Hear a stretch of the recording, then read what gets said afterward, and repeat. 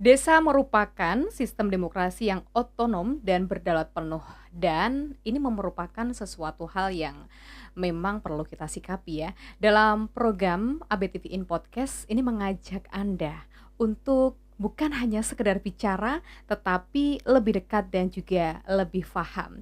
Hari Hasa dan kita hari ini istimewa, beliau merupakan anggota DPRD Provinsi Jatim yang duduk di Komisi A, ada Bapak Farid yang alhamdulillah sudah bisa hadir di tengah-tengah kita yang akan membahas mengenai otonomi. Apa itu? Kita sapa dulu beliaunya. Assalamualaikum. Waalaikumsalam warahmatullahi wabarakatuh. Alhamdulillahirabbil alamin. Pak Farid sudah di sela-sela kesibukannya. Terima kasih sudah menyempatkan waktu untuk hadir di podcast Ya, bersama dengan ABTV ini. Semoga selalu dilindungi Allah dan kemudian apa amin, yang kemudian Pak Farid rencanakan, yang kemudian memang benar-benar untuk masyarakat, kemudian juga mendapatkan keberkahan dan juga kelancaran. amin, amin. Untuk pemirsa, dalam ABTV in Podcast kali ini tentunya kita akan membahas satu topik yang sangat menarik sekali. Tapi alangkah baiknya kita kembali lebih dulu ya, mengenal lebih dekat dulu siapa sosok Bapak Farid ini. Pak Farid ini merupakan anggota DPRD Provinsi Jawa Timur yang mana beliau ini duduk di Komisi A. Komisi A ini banyak sekali, artinya bidang beliau berkaitan tentang pemerintahan, kemudian tentang hukum, dan yang sangat menarik sekali yang perlu Anda ketahui, dan di sini ada administrasi kependudukan, pers, kemudian kepegawaian. Saya sampai salah ngomong ini. Saking nervusnya ketemu beliau ya. Perizinan, sosial politik, dan masih banyak lagi. Artinya poin-poin penting ini sebenarnya adalah menjadi jembatan untuk Anda ketika ada program yang kemudian dicanangkan oleh anggota DPRD provinsi, karena beliau ini untuk wilayahnya ada di wilayah Jombang, kemudian Mojokerto Kota maupun juga Kabupaten Kediri. Hari kita ada bahasan yang sangat menarik sekali, Pak Farid ya. Dan bahasan ini sebenarnya saya rasa juga masuk di lingkupnya atau di wilayah kerjanya dari Pak Farid berkaitan tentang desa dalam bingkai otonomi antara kewenangan atau pengawasan.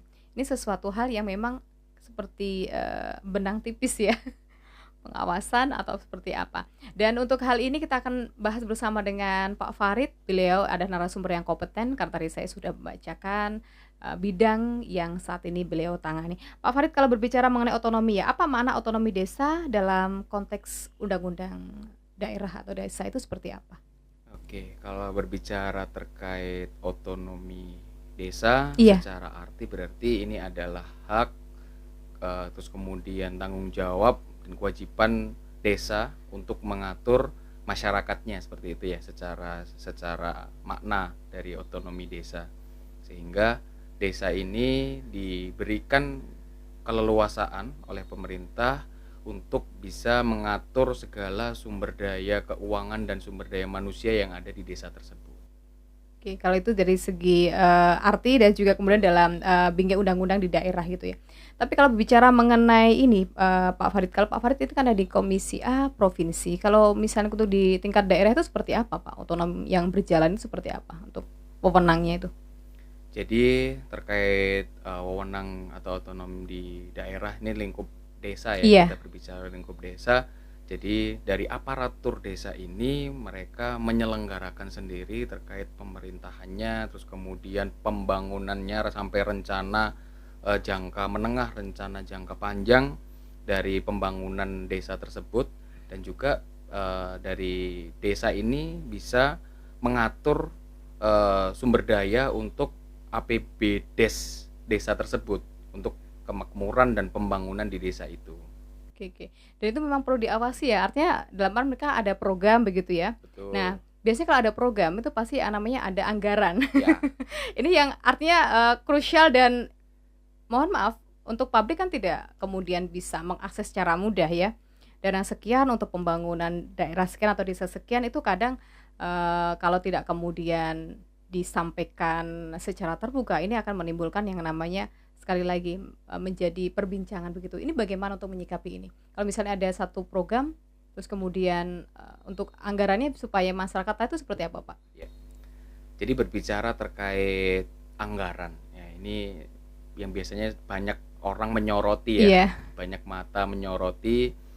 Di desa ini juga ada yang namanya dana desa yang bersumber dari APBN. Ini jumlahnya juga lumayan untuk dikelola secara utuh, secara penuh oleh pemerintah desa. Jadi penggunaan anggaran ataupun dana ini sebetulnya secara regulasi sudah diatur sedemikian rupa sehingga terjadi transparansi. Tetapi masih ada ditemukan kendala-kendala sebetulnya. Jadi saya juga banyak berkomunikasi dengan kepala desa di dapil saya, terus kemudian beliau juga banyak menyampaikan apa yang terjadi di desa-desa beliau. Salah satunya terkait pemerintahan desa itu adalah kembali lagi di kompetensi aparatur desa itu.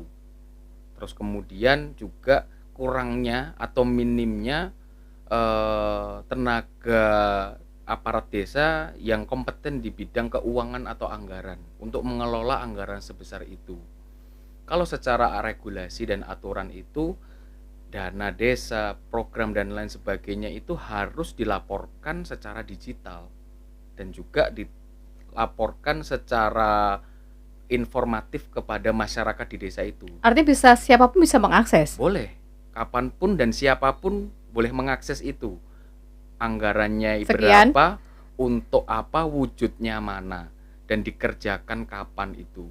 Bahkan biasanya nih ya, kalau misalkan dana desa digunakan untuk pembangunan infrastruktur, perbaikan jalan, rapat beton dan lain sebagainya itu, di dalam area pengerjaan itu biasanya terdapat papan informasi yang dikeluarkan oleh pihak desa yang di situ tertuliskan anggaran penggunaan anggaran untuk perbaikan atau pembuatan infrastruktur itu. Sehingga masyarakat di desa situ tanpa dia mengakses laporan digital, dia bisa melihat biasanya berbentuk banner. Betul, gitu ya. Berbentuk banner, terus kemudian di situ ada informasi penggunaan anggarannya berapa, untuk apa, sisa berapa dan lain sebagainya, itu harusnya lengkap.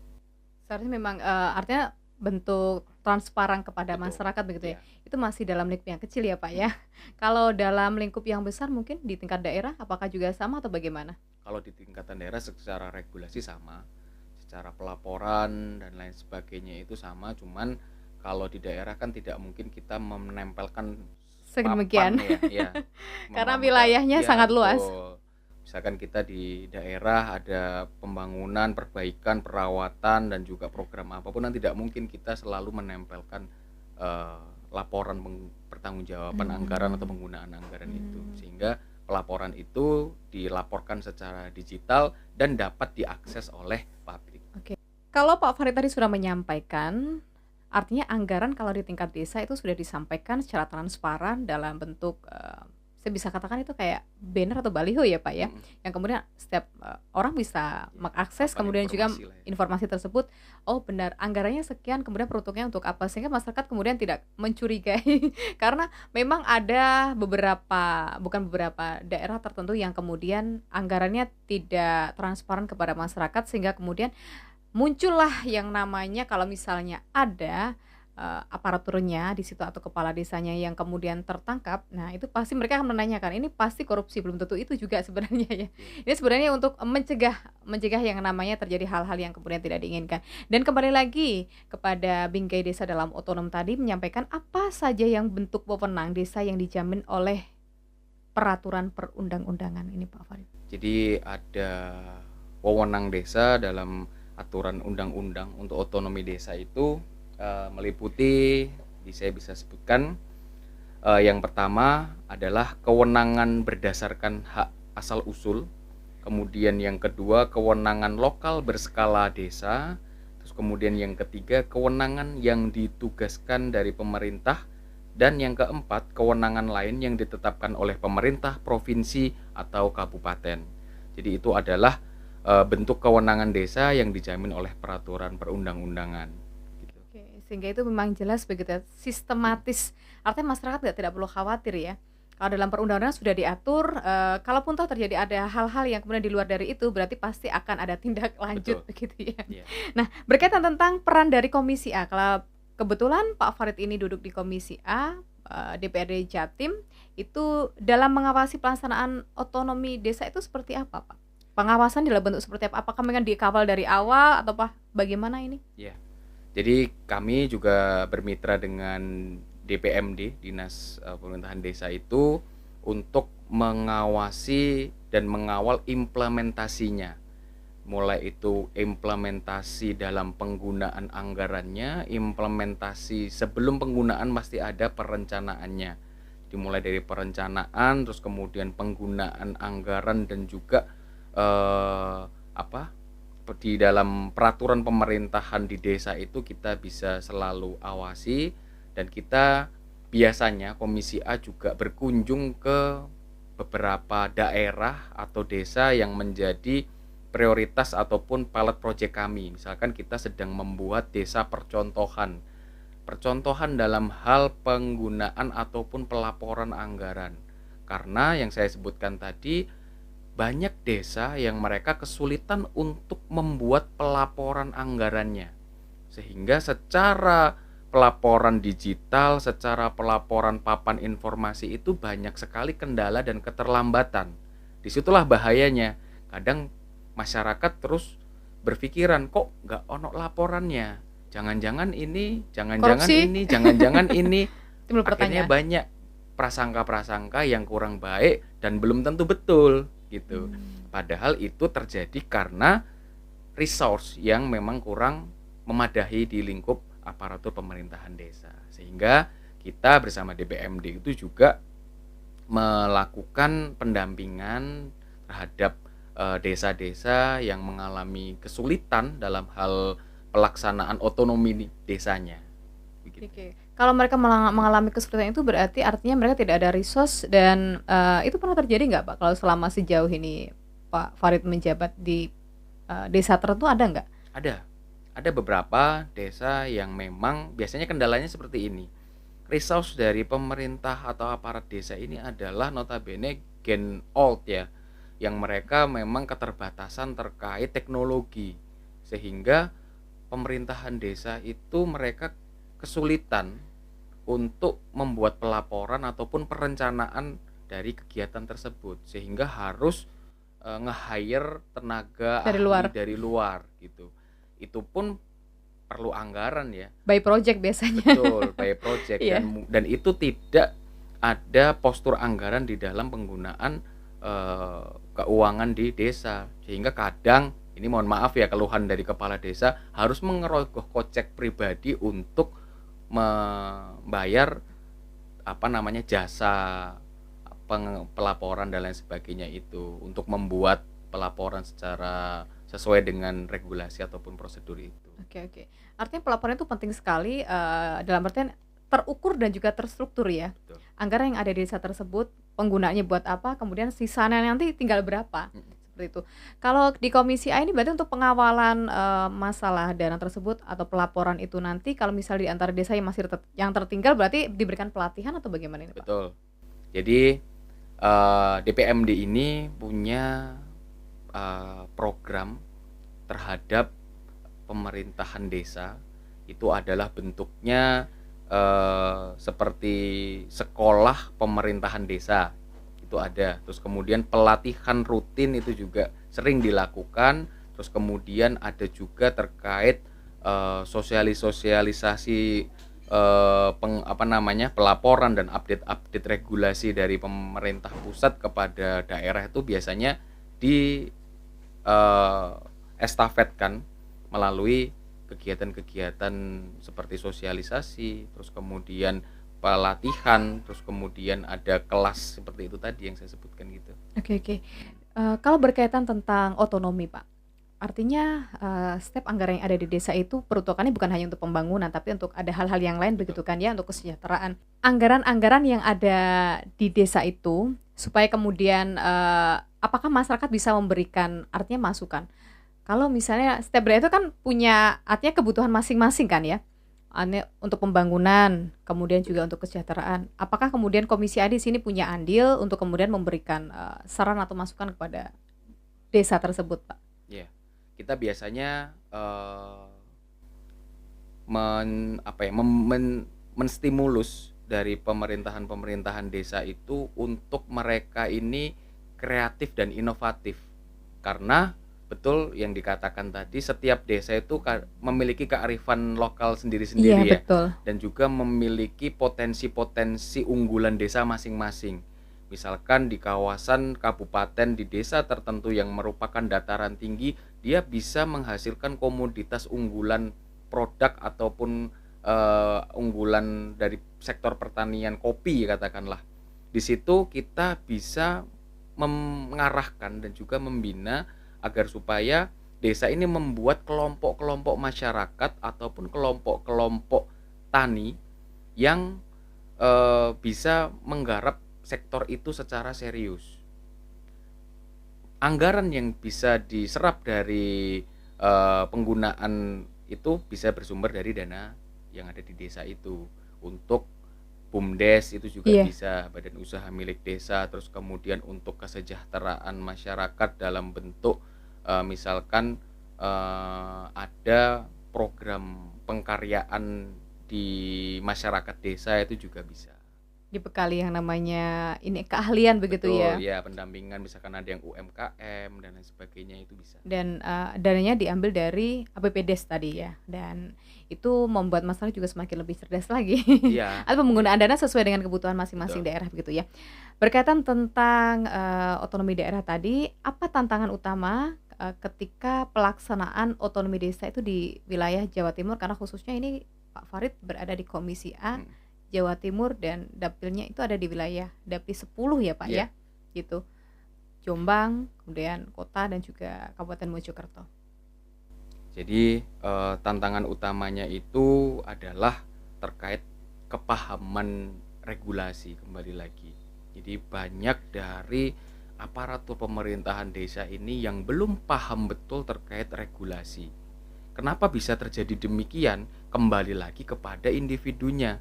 Sudah diberikan pedoman, sudah diberikan petunjuk pelaksanaan teknis dan lain sebagainya, tetapi memang tidak diserap, tidak dipelajari, tidak difahami. Iya, iya, iya. Nah, sehingga di situ menjadi kendala kita, bahwa kita sudah sosialisasikan, kita sudah sampaikan bahwa ini ada peraturan-peraturan baru, undang-undang baru dan lain sebagainya, tapi mereka tidak mau mempelajari itu, tidak mau menyerap itu, sehingga kembali lagi mereka hanya jalan di tempat dan tidak bisa mengikuti seperti dengan regulasi yang sudah ditetapkan itu. Kalau ada kendala mereka terkait tentang mereka nggak paham regulasi, apakah di sini peran dari Komisi A siap mengawal, membantu ini Pak? Tentu kita dengan mitra. Jadi ada DPMD tingkatan provinsi dan juga ada DPMD tingkatan kabupaten atau kota. Jadi koordinasi secara teknis biasanya secara pendampingan itu lebih dari dinas terkait. Misalkan terjadi di kabupaten, di desa, salah satu desa di Kabupaten Jombang, tentunya kita juga perlu sampaikan kepada dinas DPMD Kabupaten Jombang bahwasannya terjadi permasalahan A, B, C, D terkait kurang pahamnya regulasi, sehingga nanti dinas DPMD ini bisa membuat rencana kegiatan, misalkan nanti diadakan kegiatan sosialisasi kembali, kegiatan Iya. pelatihan, dan kalau itu tidak cukup pendampingan gitu Yang penting itu pendampingan seperti ya. ya. Karena artinya itu mulai dari zero to hero. Karena wilayahnya cukup sangat luas sekali, dan kalau tadi disampaikan dalam podcast bersama dengan Pak Faris yang lalu, beliau menyampaikan kalau di wilayah beliau itu di 2 kabupaten dan 1 kota itu sebenarnya hampir mirip ya. Ya. Gitu kan. Artinya culture masyarakatnya hampir mirip, kemudian juga untuk latar belakang artinya mata pencaharian juga Betul. tidak jauh berbeda. Ya. Hanya saja kalau berkaitan tentang regulasi ini, kalau mereka tidak mengetahui, waduh, ini langsung nyerangnya adalah saya punya dewan tolong dibantu. Karena harapannya adalah anggota legislatif ini merupakan penolong bagi mereka. Shortcut ya. Tadi sampaikan juga Pak Farid kalaupun tidak sesuai dengan komisi beliau tetap akan memberikan solusi diberikan kepada anggota DPRD yang lain yang sesuai dengan komisinya. Berarti ada problem, solusinya udah ada ya. Seperti itu.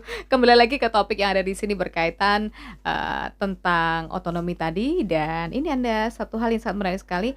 Terus untuk pengawasan ini Pak Farid terhadap dana desa yang dilakukan agar tidak terjadi penyimpangan, karena ini memang benar-benar artinya apa ya, krusial ya, berkaitan tentang dana.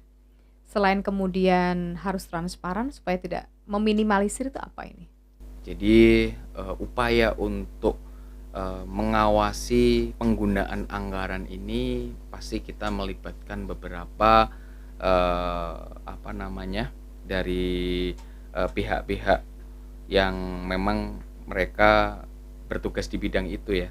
Jadi ada pengawasan berlapis, mulai dari tingkatan desa itu ada BPD ya, yang Iya. mengawasi penggunaan itu, terus kemudian juga diawasi oleh inspektorat di tingkatan kabupaten atau kota di daerah tersebut, kemudian juga diawasi oleh DPRD, dan juga yang terakhir diawasi oleh aparat penegak hukum. Sehingga dari beberapa lapis ini diharapkan sudah tidak terjadi penyalahgunaan atau penyelewengan anggaran lagi Mhm. nih. Karena nih ketika kemudian, itu sebenarnya kalau di dalam akhir tahun kan selalu ada ya Pak pelaporan tadi. Betul, betul. Kalau tidak sesuai dengan, terjadi minus itu berarti artinya untuk pelaporan dan juga dananya terjadi penyimpangan Pak, kalau ketika ada Indikasinya terjadi seperti seperti itu? itu, ya. Pasti kan ada audit terlebih Iya, dahulu. Bagaimana kok ada sisa, bagaimana kok ada defisit, atau bagaimana harusnya sisa tetapi kok tidak ada sisanya, itu iya, kan pasti ada audit dulu dan mungkin nanti, pemeriksaannya berjenjang, oke, oke. gitu. Sebelum memang ditetapkan bahwa ini dikorupsi dan lain sebagainya, itu panjang prosesnya. Sebelum ke arah yang Iya, korupsi-korupsi iya. itu pasti melalui step-step pemeriksaan yang panjang dulu. Tapi sejauh ini kalau untuk, wilayah dari Pak Farid sendiri Mhm. aman ya, Pak, ya? Untuk masing-masing, desa di 2 kabupaten dan 1 kota ini? Aman, Aman? aman. Kalau terkait dari aparat desa sendiri dengan adanya pengawasan yang sudah berlapis-lapis itu tentu itu menjadi kehati-hatian mereka dalam perencanaan, dalam pelaksanaan maupun dalam pelaporannya. Itu sudah terdoktrin terhadap, eee, pemerintahan desa itu bahwasanya hati-hati, jangan sampai salah, jangan sampai keliru, jangan sampai ada, mohon maaf, penyelewengan. Karena banyak sekali pihak yang mengawasi dan juga bisa nanti mengaudit ataupun memeriksa dari pelaksanaan tersebut. Sehingga sejauh ini, saya tidak menemukan ya, tidak Iya, menemukan adanya penyalahgunaan anggaran. anggaran yang dilaksanakan oleh desa. Semoga tidak ada. Saya Amin, yakin iya. karena Mas Farid ini atau Pak Farid ini sering sekali kemudian, kunjungan kepada, aparatur desa, kemudian juga pemerintah daerah. Artinya memberikan sosialisasi kepada mereka, memberikan gambaran kalau misalnya ada perencanaan anggaran, ini selain kemudian RAB-nya jelas, pelaporannya jelas, nah ini harus transparan, itu Betul, penting. betul. Karena itu nanti akan menimbulkan yang namanya konflik baru ini. Pasti ini nanti minta bantuannya ke Pak Dewan lagi. Iya, kembali lagi ke topik kita hari ini. Nah, untuk, upaya DPMD Jatim dalam meningkatkan kapasitas aparatur desa terkait otonomi itu apa ini, Pak? Apa perlu diupayakan? Upaya dari mohon maaf? Upaya DPMD Jatim dalam meningkatkan kapasitas aparatur desa terkait otonomi ini, Oke. apa yang dilakukan Mhm. upayanya? Jadi seperti yang saya sampaikan tadi, biasanya, dari apa, Pemprov, Iya, dari OPD maupun dari, Pemkab atau Pemkot itu pasti belanja masalah dulu. Apa sih yang terjadi, apa sih kendalanya, apa sih, persoalannya, kesulitannya apa sih, baru di situ kita, membuat rencana solusi dari kesulitan-kesulitan, dari masalah-masalah yang terjadi. Misalkan yang saat ini banyak terjadi itu adalah kurang kompetennya pihak aparatur desa terkait dengan, melaksanakan sesuai dengan prosedur ataupun regulasi itu, maka kita adakan pelatihan, terus kemudian kita adakan sekolah pemerintahan desa dan lain sebagainya. Itu adalah upaya untuk kita memberikan solusi dari kesulitan-kesulitan yang terjadi di pemerintahan desa. oke, oke. Kalau dari Pak Farid sendiri di Komisi A kan juga di pemerintahan ya, Pak, ya? Iya, Artinya juga bersinggungan langsung, dengan pemerintah daerah di iya. desa juga. Apakah ada program khusus yang mungkin Pak Farid sudah rencanakan sekarang untuk kemudian, di desa tersebut begitu, Pak? Jadi kalau dari kita pasti kita biasanya bersinergi dengan banyak pihak. Iya. Selain dari pihak dari, kedinasan, dari pemerintah, kita juga biasanya ada mitra dari, eee, lembaga sosial di luar pemerintahan nggih, Oke. NGO, non Iya iya. government itu atau LSM kita sering menyebutnya, Iya. baik itu yang berskala nasional ataupun internasional. Kita sempat pernah ada kerjasama terkait dengan beberapa permasalahan yang ada di desa. Misalkan kemarin itu kita laksanakan dengan NGO di, luar negeri itu terkait, posyandu atau Kupihku spesifiknya isu tentang stunting. Iya. Baik itu sosialisasinya, pencegahannya, maupun, bagaimana cara untuk lepas dari stunting itu. Jadi selain dari bekerja sama atau bersinergi dengan pemerintah, kita juga bersinergi dengan non pemerintahan. Gitu. Mhm. Biar, mempermudah begitu ya? Betul, Oke oke. iya. Jadi banyak uluran tangan yang peduli terhadap permasalahan yang kita sedang hadapi. Ini mantap ini, memang, ini adalah dewan kita ini. Baik, artinya ini menjadi bagian dari tanggung jawab beliau sebagai anggota dewan begitu ya, berkaitan tentang topik kita hari ini yaitu tentang otonomi. Dan kita kembali lagi ke topik yang tadi sempat kita bicarakan sangat asik sekali dalam ini bisa dibilang sebenarnya bukan diskusi ya Pak ya, sharing gitu Iya, ya. betul.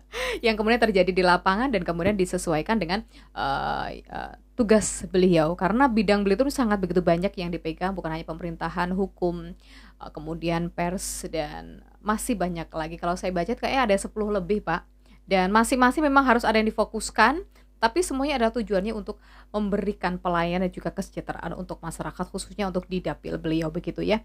Apa peran masyarakat dalam mengawasi pelaksanaan otonomi desa? Apakah masyarakat perlu kemudian, kita gandeng bersama-sama dalam pengawasan atau kira-kira perlu nggak? Iya, tentu masyarakat ini sangat berperan secara krusial ya Iya. dalam, pengawasan maupun ekonomi desa ini. Nah, peran masyarakat ini harus secara aktif, bersinergi dengan pemerintahan desa. Misalkan pemerintahan desa itu yang saya sebutkan tadi melakukan, musyawarah desa, Mmm. kemudian, melakukan adanya, apa namanya, musyawarah-musyawarah rencana pembangunan dan lain sebagainya itu tentu melibatkan seluruh elemen masyarakat, tokoh agama, dan perwakilan-perwakilan masyarakat yang ada di desa tersebut untuk ikut bermusyawarah menentukan arah kebijakan desa dan juga menentukan rencana-rencana pembangunan desa ke depan ini akan seperti apa dan direncanakan prioritasnya apa dan lain sebagainya. Artinya orang-orang yang, kemudian berpengaruh, baik kemudian di desa atau juga kemudian di organisasi, kita pasang satu persatu ya, Iya, sebagai kuda-kuda perwakilan, betul. perwakilan untuk membantu untuk memberikan pengawasan. Iya, Ini sejalan tidak dengan apa yang sudah direncanakan? iya. Kira-kira kemudian kalau terjadi yang namanya, penyimpangan, ini segera kemudian tercium dan segera kemudian diatasi begitu ya? Iya, iya. Dan saya yakin untuk di wilayah, wilayah kerja dari Pak Farid ini tidak ada yang kemudian sejauh ini belum menemukan ya, Pak, ya? Kita doakan Iya. jangan sampai. Amin, amin. Insya Allah karena, wilayahnya yang di-handle oleh Pak Farid ini adalah yang memang benar-benar namanya juga kota santri ya, Pak, walaupun sebenarnya kabupaten. Iya, iya. Insya Allah takut dengan Allah ya Iya. untuk melakukan penyimpangan. Kembali ke topik, berkaitan tentang yang kita bahas tadi begitu ya, kalau masyarakat penting kemudian, kita ajak kolaborasi untuk kemudian berperan untuk melakukan pengawasan. Kemudian bagaimana sinergi antara Komisi A dan DPMD dalam mendorong tata kelola desa yang baik? Ya, jadi, Komisi A bersama dengan mitra kami Iya. yaitu DPMD Provinsi Jawa Timur dan kabupaten kota di Jawa Timur ini, selalu merumuskan, apa namanya, regulasi dan juga kita selalu melakukan evaluasi dan juga kita hearing terhadap permasalahan-permasalahan yang ada di pemerintahan desa, permasalahan-permasalahan yang ada di DPMD tingkatan kabupaten kota terkait dengan permasalahan di wilayahnya masing-masing. sehingga kita bisa menentukan dan merumuskan arah kebijakan kita untuk terjadinya otonomi desa ini secara ideal ya. Karena ini memang masih banyak sekali sesuatu yang harus kita perbaiki untuk memang desa ini bisa menyelenggarakan pemerintahannya secara mandiri. Jadi secara otonomi desanya ini dia bisa laksanakan secara betul-betul. Oke, baik. Terus ada solusi nggak Pak kalau kira-kira terjadi yang namanya konflik antara kewenangan desa dengan pemerintah baik itu di tingkat kabupaten maupun juga kota? Jadi kembali lagi karena kita ini musyawarah mufakat ya biasanya ya. Jadi kita apabila terjadi permasalahan, terjadi konflik ini kita biasanya kita bertemukan, kita islahkan ya istilahnya. Kita tabayunkan lagi untuk mencari solusi. Jadi kita mediasi antara pihak yang kemudian tadi yang berkonflik ya. Betul, kita mediasi antara pihak yang berkonflik itu untuk kita urai permasalahannya apa, terus kita carikan solusi dari permasalahan tersebut. Wah, ini mantap ini, Mas. Dia selalu memberikan yang terbaik untuk Anda ya. Tapi saya yakin kalau kemudian segala sesuatunya di awal itu clear, pasti tidak akan ada yang namanya konflik, Pak. Betul. Ada konflik pasti ada masalah di komunikasi. Ya, biasanya seperti itu. Itu kan? Iya, jadi permasalahan yang banyak terjadi itu karena memang koordinasi dan komunikasi yang memang tidak clear gitu kan? Tidak clear. Ya, kalau di sini ini merupakan tugas berat juga ya dari Komisi A ketika kemudian terjadi perselisihan antara kewenangan di desa dengan pemerintah kabupaten ataupun juga kota karena merupakan wilayah dari beliau. Dan ingat kalau Pak Farid ini adalah anggota di Komisi A yang banyak sekali yang beliau tangani. Kembali lagi ke topik kita hari ini berkaitan tentang desa ya dalam bingkai otonom. Nah, ini terakhir Pak sebelum kemudian kita mengakhiri podcast hari ini yang sangat menarik. Semakin kesini ternyata perbincangannya semakin kayaknya mulai terbuka ya. Publik mulai kemudian bisa mencerna secara baik. Oh, ternyata alurnya regulasinya seperti itu yang harus kemudian dilalui. Yang terakhir di sini, apa harapan ke depan dalam penguatan ekonomi desa di otonomi desa maksudnya di daerah Jawa Timur khususnya untuk wilayah Bapak ini?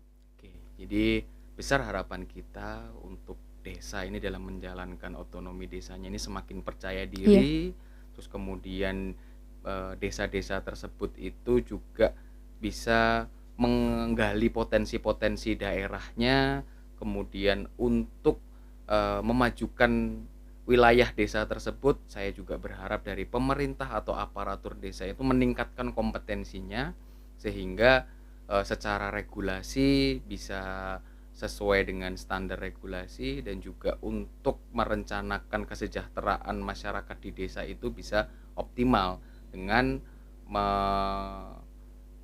inovasi-inovasi, terus kemudian dengan menggali potensi-potensi desa di wilayah tersebut untuk kembali lagi untuk